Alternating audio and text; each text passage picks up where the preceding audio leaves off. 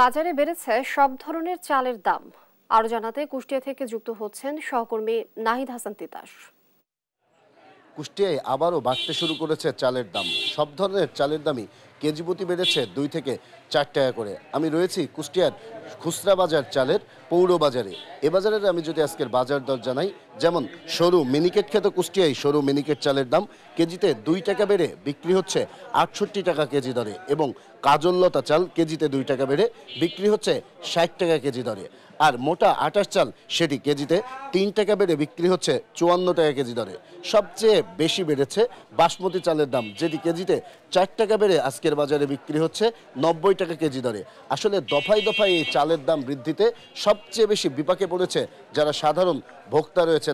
তারা ক্ষোভ প্রকাশ করে বলছে যে আসলে এই যে দফায় দফায় মিল মালিকদের চালের দাম বৃদ্ধি কোনোভাবেই নিয়ন্ত্রণ করা যাচ্ছে না। তারা এক প্রকার খাদ্য বিভাগ এবং বাজার মনিটরিংয়ের সাথে যারা জড়িত তাদের উপরে ক্ষোভ প্রকাশ করছে।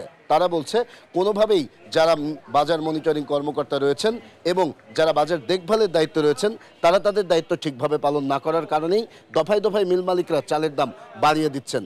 তবে এ বিষয়ে যারা খুচরা বিক্রেতা রয়েছে আমি তাদের সাথে কথা বলেছি। খুচরা বিক্রেতাদের যেটি দাবি যে তাদের আসলে করার কিছু নেই, কারণ তারা মিলগেট থেকে যে দামে কিনে সেই দামেই কিন্তু বাজারে বিক্রি করছে। যখন মিলগেটে দাম বাড়ে তখন কিন্তু তারা 2 টাকা বা 3 টাকা বাড়তি দামে অর্থাৎ লাভ রেখে তারা বাজারে বিক্রি করছে। এখানে আসলে তাদের কোনো হাত নেই। যদি মিল থেকে কম দামে তারা চাল কিনতে পারে তবেই কিন্তু কম দামে বেচতে পারবে। আর এ বিষয়ে আমি মিল মালিকদের সাথে কথা বলেছি। মিল মালিকদের যেটি দাবি বরাবরের মতোই, তারা বলছেন যে ধানের দাম বেশি এবং উৎপাদন খরচ বেশি হয়, তাদের কিন্তু চালের দাম বৃদ্ধি করতে হচ্ছে।